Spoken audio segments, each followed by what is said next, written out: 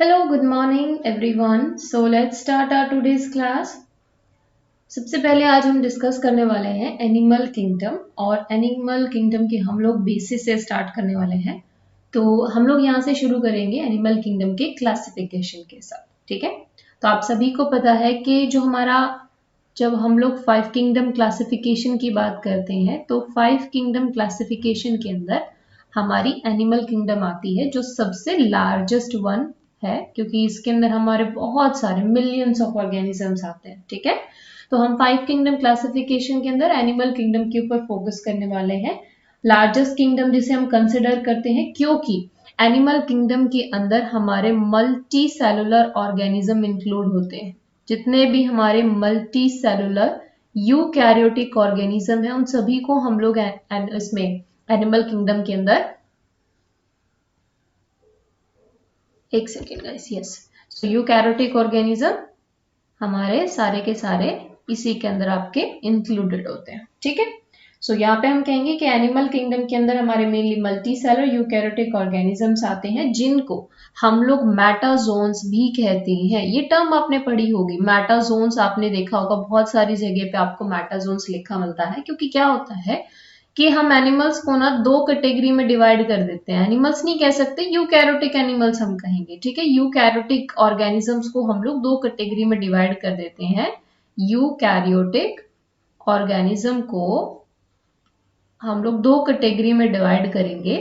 तो हम लोग यहाँ से कह सकते हैं कि अगर हम यूकैरियोटिक ऑर्गेनिज्म को 2 कैटेगरी में डिवाइड करें तो हमारे पास यहाँ पे 2 कैटेगरी आती है, जिसमें एक आते हैं हमारे प्रोटोजोन्स, दूसरे हमारे आते हैं मेटाजोन्स, ठीक है। प्रोटोजोन्स जिसके अंदर हमारे ए सेलुलर ऑर्गेनिजम्स आते हैं। कैसे ऑर्गेनिजम्स आएंगे प्रोटोजोन्स में? प्रोटोजोन्स में हमारे आते हैं ए सेलुलर ऑर्गेनिज्म।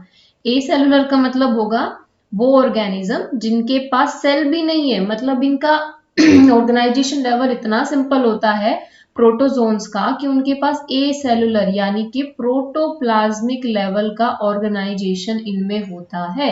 अगर हम इनका बॉडी देखते हैं तो उसके अंदर हमें प्रोटोप्लाज्मिक लेवल का ऑर्गेनाइजेशन देखने को मिलता है। इसमें हमारे सारे के सारे प्रोटोजोन्स इंक्लूडेड होते हैं, ठीक है जी। सेकेंड, अगर हम बात करते हैं मेटाजोन्स की, तो देखिए मेटाजोन्स में हमें क्या देखने को मिलता है। मेटाजोन्स की कैटेगरी में हमें मेनली देखने को मिलता है हमारे जितने भी यूकैरियोटिक ऑर्गेनिज्म है, जितने भी यूकैरियोटिक एनिमल्स हैं, वो सभी हमारे मेटाजोन्स में इंक्लूडेड होते हैं। यूकैरियोटिक एनिमल्स है मतलब इनका जो बॉडी ऑर्गेनाइजेशन है वो सेलुलर लेवल का भी हो सकता है, टिश्यू लेवल का ऑर्गेनाइजेशन हो सकता है, टिश्यू लेवल के साथ में यहाँ पे ऑर्गन लेवल का ऑर्गेनाइजेशन हो सकता है और ऑर्गन सिस्टम लेवल का ऑर्गेनाइजेशन हो सकता है। तो जितने भी हमारे हायर ऑर्गेनिजम्स होते हैं ना, मोस्टली उनके अंदर ऑर्गन सिस्टम ऑर्गेनाइजेशन हमें देखने को मिलता है, ठीक है। तो हम यहाँ पे एनिमल किंगडम के क्लासिफिकेशन को समझेंगे, उसकी सारी स्कीम्स देखेंगे वन बाय वन कि किस तरीके से एनिमल किंगडम के अंदर हमने क्लासिफाई किया हुआ है, क्या बेसिस हमने लिया हुआ है, ठीक है। तो अभी हम शुरू करते हैं हमारी इनको। तो हम कह सकते हैं कि एनिमल किंगडम के अंदर हमारे अदर देन प्रोटोजोन सारे के सारे हमारे एनिमल्स आते हैं फ्रॉम पोरीफेरा से लेके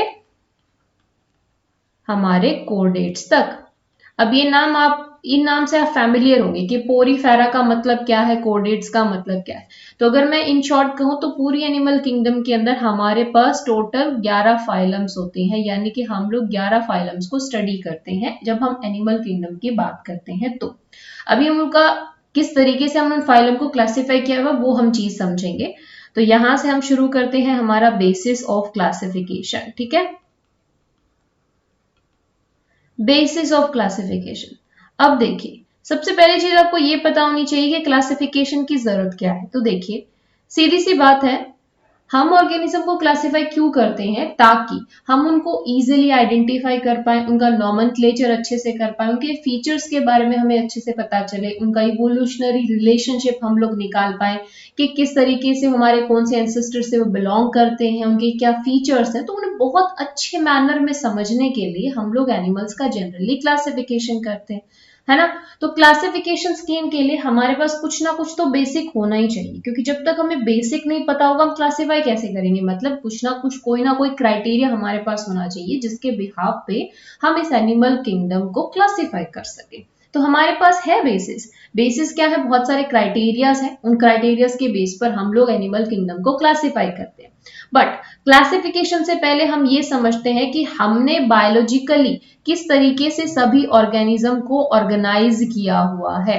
ठीक है, तो हम लोग यहाँ पे सबसे पहले समझते हैं बायोलॉजिकल लेवल ऑफ ऑर्गेनाइजेशन। ठीक है, बायोलॉजिकल लेवल ऑफ ऑर्गेनाइजेशन के अंदर देखें, सबसे पहले आपको पता है कि हमारी सेल आती है ना, सेल आती है। चलिए हम इसको थोड़ा सा डिफरेंट उसमें समझते हैं, मतलब मैं यहाँ पे आपको कुछ इस तरीके से दिखाती हूँ। देखिए, अगर हम इसको एक पिरामिड की शेप में डिनोट करें कि हमारा बायोलॉजिकल लेवल ऑफ ऑर्गेनाइजेशन कैसा है, तो हम इसको कुछ इस तरीके से समझ सकते हैं कि हमने बायोलॉजिकल वर्ड को किस तरीके से यहाँ पे डिनोट किया हुआ है। तो देखिए, सबसे पहला हमारा जो लेवल आता है ना, उसमें हमारी आती है सेल। ठीक है, सेल के बाद हमारे आते हैं टिश्यू, टिश्यू के बाद हमारा आता है ऑर्गन, ऑर्गन के बाद आता है ऑर्गन सिस्टम, ऑर्गन सिस्टम के बाद हमारे आते हैं ऑर्गेनिज्म, ऑर्गेनिज्म से हमारा बनता है बहुत सारे, जब ऑर्गेनिज्म मिल जाते हैं तो आती है पॉपुलेशन, पॉपुलेशन के बाद में एक आती है हमारी कम्युनिटी। जब बहुत सारी पॉपुलेशन एक ही प्लेस के ऊपर एक साथ रह रही होती है तो हम उसे कहते हैं कम्युनिटी। कम्युनिटी के बाद हमारा इकोसिस्टम, इकोसिस्टम के बाद में हमारा आता है बायोम, और बायोम से सबसे ऊपर होता है हमारा बायोस्फीयर। ठीक है, अब हम इसको डिनोट कर लेते हैं। चलिए जी, हम इस चीज को डिनोट कर लेते हैं यहाँ पे कि कौन सा हमारा ऑर्गेनिज्म कैसे आएगा। तो देखिए, सबसे पहले हमारा आता है सेल, सबसे नीचे आपकी क्या होती है, सेल होती है। बहुत सारी सेल्स को मिला के हमारा बनता है क्या, टिश्यू बनता है ना। तो सबसे सेकेंड लेवल पे हमारा क्या आएगा, टिश्यू आएगा।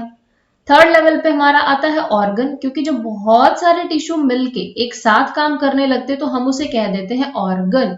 ऑर्गन के बाद आता है ऑर्गन सिस्टम, ऑर्गन सिस्टम के बाद आएगा हमारा ऑर्गेनिज्म, क्योंकि एक ऑर्गेनिज्म की बॉडी में हम अगर ह्यूमन की बात करते हो तो हमें क्या देखने को मिलता है कि हमारी बॉडी के अंदर बहुत सारे ऑर्गन सिस्टम प्रेजेंट है, और उन सभी ऑर्गन सिस्टम के कलेक्शन से हमारा ऑर्गेनिज्म बनता है। जब बहुत सारे ऑर्गेनिज्म एक ही जैसे ऑर्गेनिज्म रहते हैं तो हम उसे कह देते हैं कि ये हमारी पॉपुलेशन है। और ऐसे ही जब हमारी एक प्लेस के ऊपर किसी time with in a time हमारी पॉपुलेशन, बहुत सारी पॉपुलेशन जब रहती तो हम कहते हैं this is community, it is forming a community. Community के बाद हमारा आता है इकोसिस्टम, क्योंकि एक इकोसिस्टम के अंदर हम देखते हैं बहुत सारी लिविंग्स और नॉन लिविंग थिंग्स के बीच में इंटरेक्शन किस तरीके से होता है। इकोसिस्टम के बाद हमारा आता है बायोम, और बायोम के बाद आप सभी को पता है दैट इज बायोस्फीयर। बायोस्फीयर जिसके अंदर हमारी लाइफ सस्टेन होती है।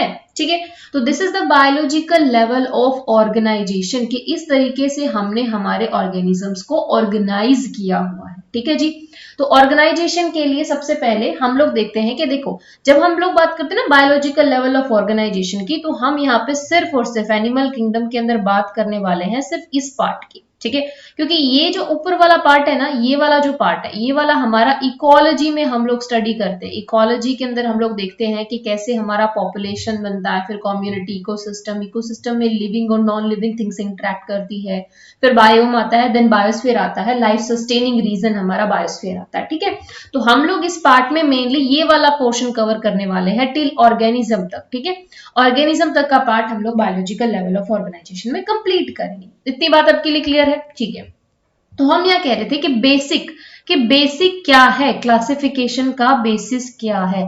तो क्लासिफिकेशन के बेसिस में हमने यहाँ पे कुछ चीजें इंक्लूड की हुई है कि उनके बेसिस के ऊपर हम ऑर्गेनिज्म को क्लासिफाई करते हैं। सबसे पहली चीज तो हमारी ये आती है कि आप देखिए, आप किसी भी ऑर्गेनिज्म को देखते हो, आपके सामने कोई अननोन ऑर्गेनिज्म आता है, आप उस ऑर्गेनिज्म को ऑब्जर्व करने के बाद उसे आउटर, उसका मॉर्फोलॉजी तो देखते हो ना। आप कोई प्लांट ऑब्जर्व कर रहे हो, आपके सामने कोई नया एनिमल आया, तो सबसे पहले आप उसको आउटर अपीयरेंस उसका देखते हैं कि किस तरीके से वो आपको दिखाई दे रहा है, उसका मॉर्फोलॉजी कैसा है ना। तो हम कह सकते हैं कि जब हम ऑर्गेनिज्म को क्लासिफाई करते हैं ना, मेनली हम जब एनिमल्स की बात कर रहे हैं, तो यहाँ पे हम सबसे पहले क्या देखते हैं, हम देखते हैं कि भाई बाहर से देखने पर हमें कैसा दिख रहा है। बाहर से देखने पर हम उसे देखते हैं कि उसका बॉडी सिमेट्री कैसा है। बॉडी सिमेट्री का मतलब समझते हो? देखो, सिमेट्री का मतलब क्या है, मैथ्स में भी आपने टर्म पढ़ी होगी, केमिस्ट्री में आपने ये टर्म पढ़ी होगी। सिमेट्री का मतलब ये है कि अगर हम उसे किसी एक्सिस से कट करें, उस पर्टिकुलर बॉडी को किसी एक्सिस से कट करें तो क्या वो इक्वल हाल्स में डिवाइड होती है, और किस एक्सिस पे कट करने पे वो इक्वल हाल्स में डिवाइड होती है। जैसे कि अगर मैं यहाँ पे एक ऑर्गेनिज्म ड्रॉ करूं, ठीक है जी, हम एक ऑर्गेनिज्म ले लेते हैं यहाँ पे कि जैसे ये हमारा हाइड्रा है, ठीक है। हाइड्रा का आपको पता है, हाइड्रा नहीं कहेंगे हम, यहाँ पे पोरीफेरा का ऑर्गेनिज्म ले लेते हैं, ठीक है। हमारा कुछ इस तरीके से वो ऑर्गेनिजम्स होते हैं, ठीक है। सेसाइल होते हैं, सबस्ट्रेटम के ऊपर अटैच है, ये हमारा सबस्ट्रेटम है और इस सबस्ट्रेटम के ऊपर वो अटैच है, ठीक है। ये हमारा बॉडी। तो अगर मैं कहूं इसका मेरा क्लीवेज करने का लाइन ऑफ एक्सिस क्या होगा, मान लो मैंने इस एक्सिस से ट्रांसवर्स एक्सिस से इसको क्लीव किया, तो क्या ये दो पार्ट में डिवाइड होगा? हो सकता है, क्योंकि ये जो इमेज हमें दिख रही है ना, ये इमेज तो हमारी दो पार्ट में डिवाइड हो रही है, बट हम पोरीफेरा की बात करते हैं तो दो पार्ट में डिवाइड नहीं हो सकती। जिस मैंने आपको एग्जांपल के लिए समझाया कि अगर मैंने ले लिया कि ये हमारा कोई ऑर्गेनिज्म है, ये हमारा एक्सिस होता है, तो अगर वो टू इक्वल हाल्स में डिवाइड हो जाता है तो हम उससे कहते हैं भाई ये बायलेटरल सिमेट्री शो कर रहा है। अगर उसके अंदर हमारे मल्टीपल एक्सिस है, मान लो एक एक्सिस मेरा ये हो गया, एक एक्सिस मैंने ये क्लीव कर दिया, मतलब इस एक्सिस से मैंने उसको क्लीव किया, तो क्या वो इक्वल हाल में डिवाइड हो रहा है? अगर ऐसे मल्टीपल एक्सिस हैं उसको क्लीव करने के जिसमें वो अलग अलग में डिवाइड हो जा रहा है, तो हम उसे कहते हैं कि ये रेडियल सिमेट्री शो कर रहा है, ठीक है। तो हमने क्या कहा कि जब भी हम किसी ऑर्गेनिज्म को ऑब्जर्व करेंगे, आउटर अपीयरेंस देखेंगे, और उस आउटर अपीयरेंस में हम लोग क्या देखते हैं, हम लोग उसमें यही देखते हैं कि क्या सिमेट्री वो शो कर रहा है, ठीक है। तो ये हमारी बेसिस ऑफ क्लासिफिकेशन हो गया। दूसरा हमारा बेसिस ऑफ क्लासिफिकेशन क्या होगा, हमारा सेकंड बेसिस ऑफ क्लासिफिकेशन होगा कि उसमें लेवल ऑफ ऑर्गेनाइजेशन क्या है।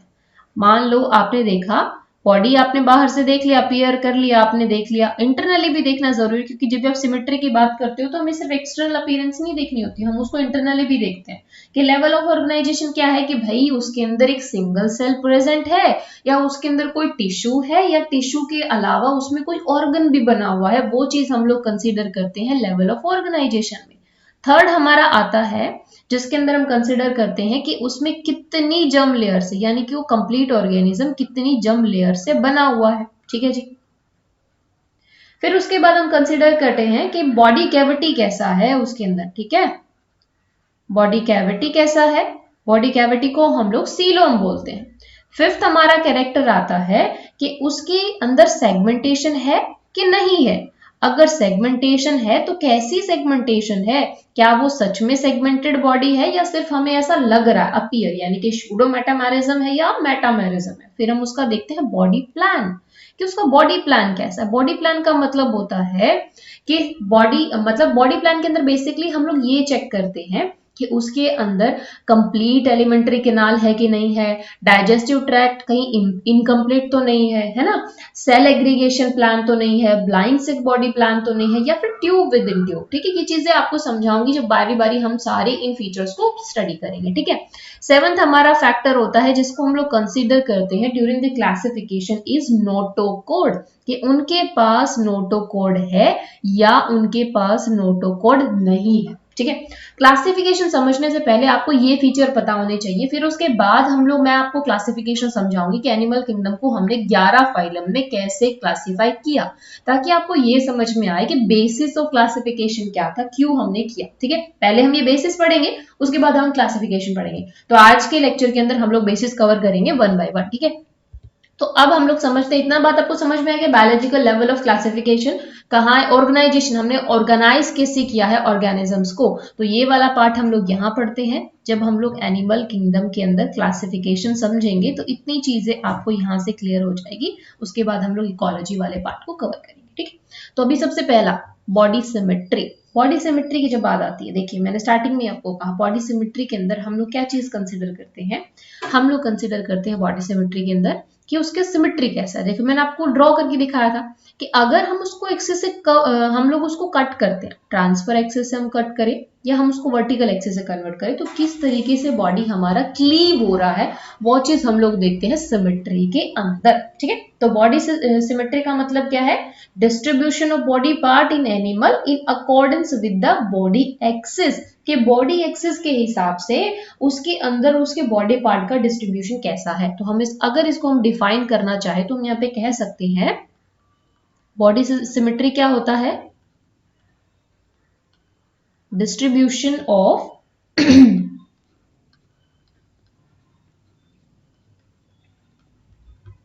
body parts in animals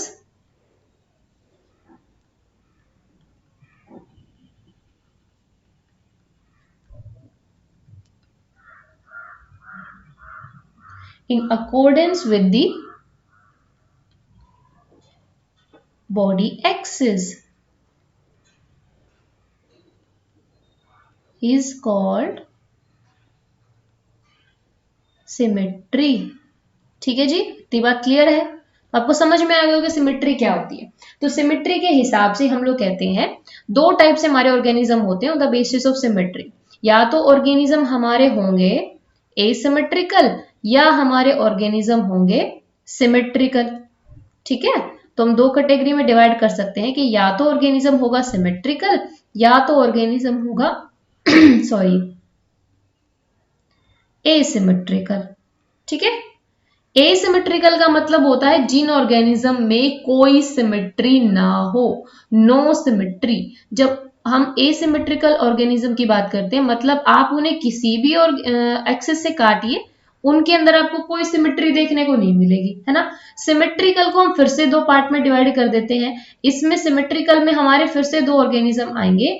एक तो हमारे आएंगे जो रेडियल सिमेट्री शो करेंगे, दूसरे हमारे आएंगे जो बायलेटरल सिमेट्री शो करेंगे। बायलेटरल का मतलब समझते हो? बाय का मतलब दो, लेटरल मतलब एक्सिस। ठीक है, तो बायलेटरल मतलब लेटरली जब दो एक्सिस से आप उन्हें क्लीव करो, मतलब एक एक्सिस से आप उन्हें क्लीव करो तो आपको देखने को मिले, आपको दो इक्वल हाफ्स मिल जाए तो हम उसे कहते हैं बायलेटरल सिमेट्री।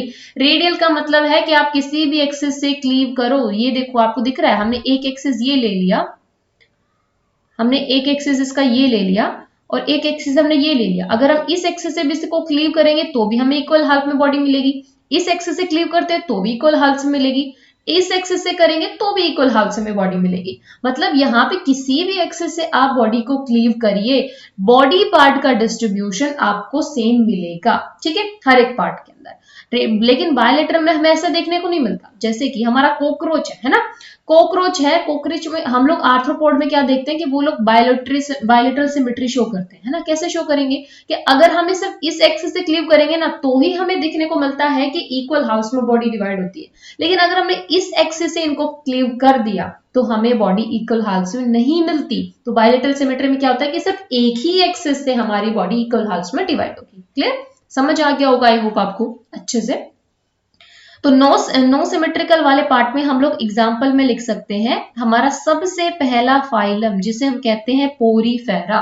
ये पोरीफेरा जो है ना, इस बेचारे के पास कोई सिमेट्री नहीं होती। ये हमारे प्रिमिटिव ऑर्गेनिज्म है जो मरीन है, एक्सक्लूसिवली मरीन होते हैं और इनके अंदर हम देखते हैं कि ये सिमेट्री कैसे शो करते हैं। कोई भी सिमेट्री नहीं होती, आप किसी भी एक्सिस से काटो आपको इक्वल हाफ्स नहीं मिलने वाले। ठीक है, रेडियल सिमेट्री के अंदर हमारे आते हैं मेनली ऑर्गेनिजम्स जैसे कि सिलेंट्रेट्स हैं हमारे, सिलेंट्रेट्स जिनको हम नाइडेरियंस भी कहते हैं टीनोफोरा हमारे बायलेटरल रेडियल सिमेट्री शो करते हैं। और बायलेटरल के अंदर आते हैं हमारे ऑर्गेनिज्म मेनली जो हायर ऑर्गेनिज्म है जैसे कि हमारे आर्थ्रोपोड्स हैं, आर्थ्रोपोड्स के साथ में हमारे मोलस्क हैं।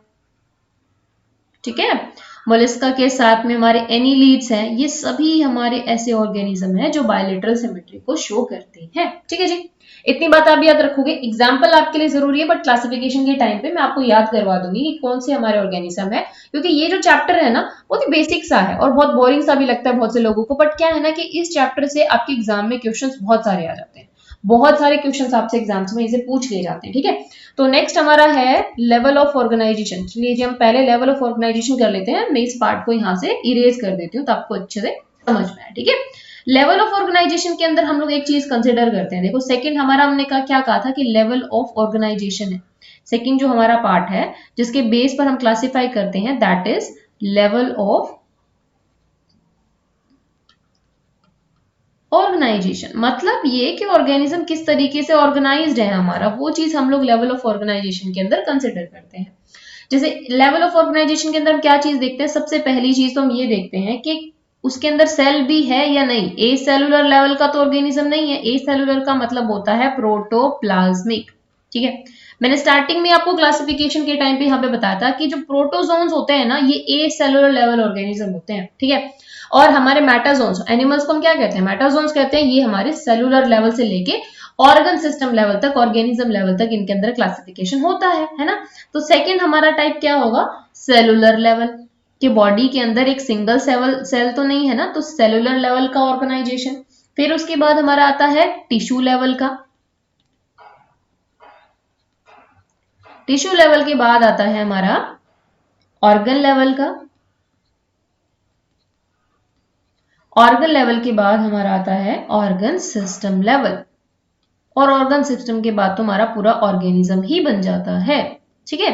तो ये चीज हम लोग देखते हैं। तो देखिए ए सेलुलर लेवल तो आपका क्लियर है। ए सेलुलर लेवल का मतलब है कि भी उनके अंदर कोई सेल नहीं है, सिंपली हमारे पास प्रोटोप्लाज्म प्रेजेंट है, तो बॉडी के अंदर मास ऑफ प्रोटोप्लाज्म प्रेजेंट होगा। एग्जाम्पल के लिए हमारे कौन से ऑर्गेनिज्म हो गए, एग्जाम्पल के लिए हमारे ऑर्गेनिज्म हो गए प्रोटोजोन्स, ठीक है। सेलुलर लेवल की जब बात करते हैं, सेलुलर लेवल के अंदर मतलब ये है कि बॉडी जो है उसके अंदर बहुत सारी सेल्स तो प्रेजेंट है, बट वो सेल्स आपका टिश्यू नहीं बना रही, मतलब यहाँ पे सेल्स काम तो कर रही हैं बट वो एग्रीगेट होके काम कर रही हैं। तो ऐसा हम कहाँ देखते हैं, हमारे पोरीफेरा के अंदर हम देखते हैं कि इन बेचारे के पास कोई सिमेट्री भी नहीं है, ना इनके पास कोई टिश्यू है, बट इनका बॉडी के अंदर बहुत सारी सेल्स प्रेजेंट है और वो सेल्स एग्रीगेट होके काम कर रही है ना।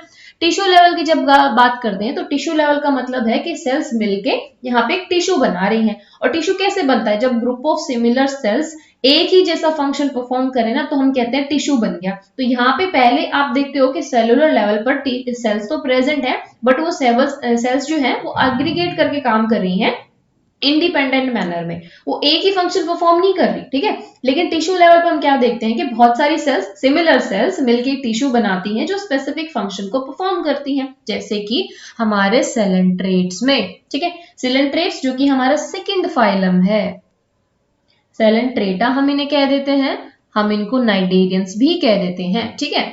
ऑर्गन लेवल की बात करते हैं तो ऑर्गन लेवल में क्या होता है कि कुछ टिश्यू हमारे मिलके फंक्शनल यूनिट बना लेते हैं, उसे हम कहते हैं ऑर्गन। और ऐसा हमें कहाँ देखने को मिलेगा, ऐसा हमें प्लेटीहेलमिन्थीस में देखने को मिलेगा, प्लेटीहेलमिन्थीस जिन्हें हम लोग फ्लैटवर्म भी कहते हैं। ऑर्गन सिस्टम लेवल की जब बात करें तो इसके अंदर हमारे सारे ऑर्गेनिजम्स आ जाते हैं, फ्रॉम एस्केहेलमिन्थीस से लेके हमारे कॉर्डेट्स तक, टू कॉर्डेट्स, कोरडेटा तक हमारे सारे के सारे ऑर्गेनिज्म के अंदर हमें ऑर्गन सिस्टम मिलता है, या हम कह सकते हैं एस्केहेलमिन्थीस को हम लोग राउंड वॉर्म भी कहते हैं। तो राउंड वॉर्म से लेके कोरडेट्स तक हमारे सारे ऑर्गेनिजम्स के पास में ऑर्गन सिस्टम लेवल का ऑर्गेनाइजेशन है। क्लियर जी, ठीक है, दो पार्ट हमारे क्लियर हो गए। अब हम बात करते हैं जर्म लेयर की। जर्म लेयर जो कि बहुत इंपॉर्टेंट है, आपने देखा होगा कि हम लोग ऑर्गेनिज्म के स्टार्टिंग में, इवन हम लोग कोई भी टाइप स्टडी करते हैं एनिमल के अंदर, तो हम सबसे पहले क्या देखते हैं कि भैया कौन सी जर्म लेयर है इसके पास, आइदर इट इज डिप्लोब्लास्टिक और ट्रिप्लोब्लास्टिक। भाई डिप्लोब्लास्टिक और ट्रिप्लोब्लास्टिक क्या है, देखिए डिप्लोब्लास्टिक और ट्रिप्लोब्लास्टिक का मतलब ये होता है कि देखिए इनिशियल स्टेज पे हमने क्या पढ़ा है, हमने ये पढ़ा है कि इनिशियल स्टेज पर हमारा एक 2n जाइगोट बनता है ना। फ्यूजन के बाद, फर्टिलाइजेशन के बाद हमें पता है कि हमारे पास एक जाइगोट बनता है। सपोज कीजिए ये एक जाइगोट है, ठीक है, ये हमारा एक जाइगोट है। अब आपको पता है इस जाइगोट के अंदर डिवीजन होंगे, इस जाइगोट से हमारा क्या बनेगा, इस जाइगोट से हमारा पहले मोरूला बनेगा, मोरूला के बाद हमारा ब्लास्टूला बनेगा, है ना, और ब्लास्टूला के बाद आपको पता है गैस्ट्रूला बनेगा। और जब ये गैस्ट्रूला बनता है, यहाँ पे गैस्ट्रुलेशन होता है, तभी हम देखते हैं कि हमारा जो जाइगोट एक सिंगल सेल था, एक सिंगल सेल जाइगोट, यहाँ पे डिवीजन हुआ तो 8 सेल बना, 8 सेल में हमारा मोरूला बन जाता है। फिर उसके बाद वो 16 सेल हुआ, उसके बाद उसके अंदर हम देखते हैं कि 3 लेयर हमें देखने को मिलती है, यानी कि सेल्स है ना वो इस तरीके से अरेंज हो जाती हैं, सेल्स हमारी इस तरीके से अरेंज हो जाती हैं कि वो एक क्या हम लोग देखते हैं कि इस तरीके से अरेंज हो जाएगी कि हमें 3 लेयर वहां पे देखने को मिलेगी, ठीक है। मैं यहाँ पे ड्रॉ कर लेती हूँ कि 3 लेयर में हमारी सेल्स इस तरीके से ऑर्गेनाइज हो जाती हैं, ठीक है। तो अगर हमें 3 लेयर विजुअलाइज होती हैं, अगर हमें 3 लेयर दिखाई देती है तो हम कहते हैं हमारा ऑर्गेनिज्म कैसा है, हमारा ऑर्गेनिज्म ट्रिप्लोब्लास्टिक है, ठीक है। ट्रिप्लोब्लास्टिक है। अब ट्रिप्लोब्लास्टिक का मतलब 3 लेयर, यहाँ पे 3 लेयर है, 3 लेयर्स प्रेजेंट है, ठीक है। मतलब जो सेल्स है उन्होंने डिवाइड होकर अपने आप को 3 लेयर में अरेंज कर लिया, ठीक है। गैस्ट्रोला के बाद में यहाँ पे हमारा क्या होता है, गैस्ट्रोलेशन, और गैस्ट्रोलेशन में हमारे पास 3 जर्म लेयर बनती हैं। अब ये जर्म लेयर क्या होती है, देखिए जर्म लेयर वो है जिनसे हमारा पूरा बॉडी बनना है, ठीक है। हमारे ऑर्गेनिज्म का पूरा बॉडी जो डिफरेंशिएट होता है वो इन्हीं जर्म लेयर से डिफरेंशिएट होता है, ठीक है। जितने भी ऑर्गन्स बनने हैं, जितने भी टिश्यू बनने हैं, वो सारे इन्हीं जर्म लेयर से बनते हैं। जैसे एग्जांपल के लिए मैं लूं नर्वस टिश्यू, हमारा जो नर्वस सिस्टम है या नर्वस टिश्यू है, ये किससे बनता है, this nervous system is ectodermal, ectodermal in its origin. कि हमारे जो एक्टोडर्म लेयर है ना, जो आउटर वाली लेयर होती है, उसको हम लोग कहते हैं एक्टोडर्म। बीच वाली जो लेयर होती है उसको हम लोग कहते हैं मीजोडर्म, और जो अंदर वाली लेयर होती है ना उसको हम कहते हैं एंडोडर्म। याद कैसे करोगे, एंडो का मतलब अंदर वाली, मीजो जनरली बीच में जो प्रेजेंट होती है उसके लिए, और एक्टो मतलब जो बाहर होती है उसके लिए हम लोग यूज करते हैं, ठीक है। डिप्लोब्लास्टिक में यही चीज आपको क्या देखने को मिलती है, डिप्लोब्लास्टिक के अंदर हमें देखने को मिलता है कि हमारे पास सिर्फ 2 ही सेल्स होती हैं, ठीक है जी।